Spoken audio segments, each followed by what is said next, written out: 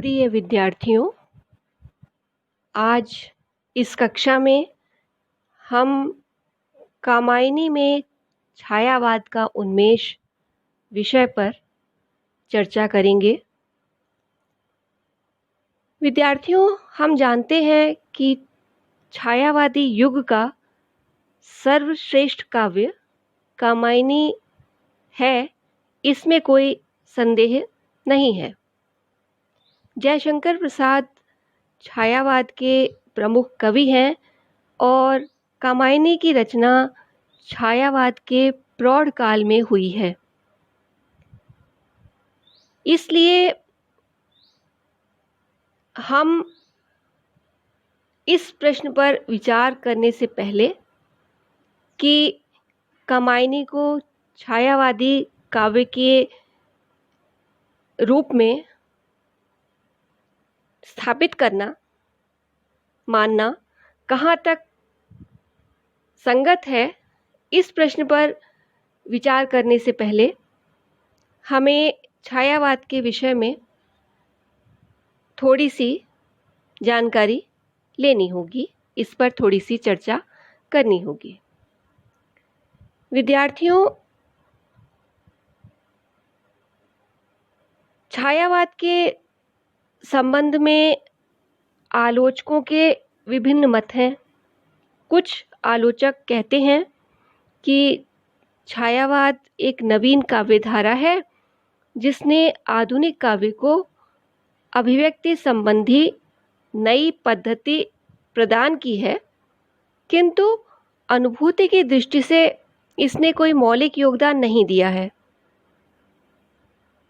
दूसरी ओर आचार्य रामचंद्र शुक्ल ने इसे प्रस्तुत के स्थान पर उसकी व्यंजना करने वाली छाया के रूप में ही अप्रस्तुत का कथन बताया है और इसे यूरोप के रूपात्मक आभास अथवा छाया के अनुकरण पर लिखी हुई बंगला कविताओं का नवीन हिंदी संस्करण सिद्ध किया है।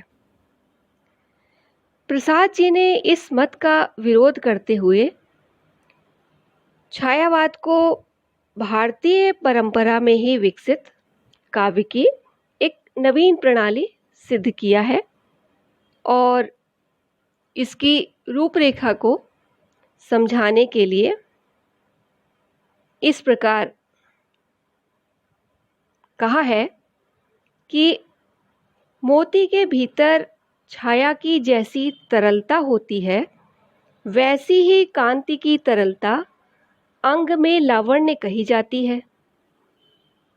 इस लावण्य को संस्कृत साहित्य में और विच्छित्ति के द्वारा कुछ लोगों ने निरूपित किया था। अतः सौंदर्य के इसी सूक्ष्म रूप को अपनाते हुए पौराणिक कथाओं एवं नारी के बाह्य सौंदर्य के वर्णन से अलग जिन कविताओं में वेदना के आधार पर स्वानुभूतिमयी अभिव्यक्ति हुई, वही छायावाद है। यह प्रसाद जी का मानना था छायावाद के संदर्भ में। छायावाद को पूर्ववर्ती आलोचकों ने छाया मात्र, अवास्तविक, अस्पष्ट और रहस्यवादी कहा था। प्रसाद जी ने इन सब के उत्तर में लिखा कि जहाँ कवि अनुभूति का पूर्ण तादात्म्य नहीं कर पाया हो, जहाँ अभिव्यक्ति विशृंखल हो गई हो, शब्दों का चुनाव ठीक नहीं हो, हृदय से उसका स्पर्श हो, मस्तिष्क से ही मेल हो गया हो, परंतु सिद्धांत में ऐसा रूप छायावाद का ठीक नहीं, जो कि कुछ अस्पष्ट छाया मात्र हो, वास्तविकता का स्पर्श न हो, वही छायावाद है। हाँ, मूल में वह रहस्यवाद भी नहीं है, किंतु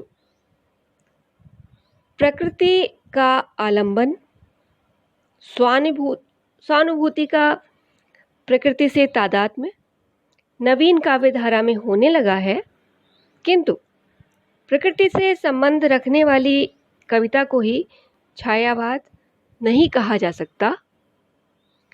छायावाद से तात्पर्य कविता की एक ऐसी नई प्रणाली से है जो भारतीय दृष्टि से अनुभूति और अभिव्यक्ति की भंगिमा पर अधिक निर्भर करती है, जिसमें ध्वन्यात्मकता, लाक्षणिकता, सौंदर्यमय प्रतीक विचार तथा उपचार वक्रता के साथ साथ स्वानुभूति की विवृत्ति रहती है।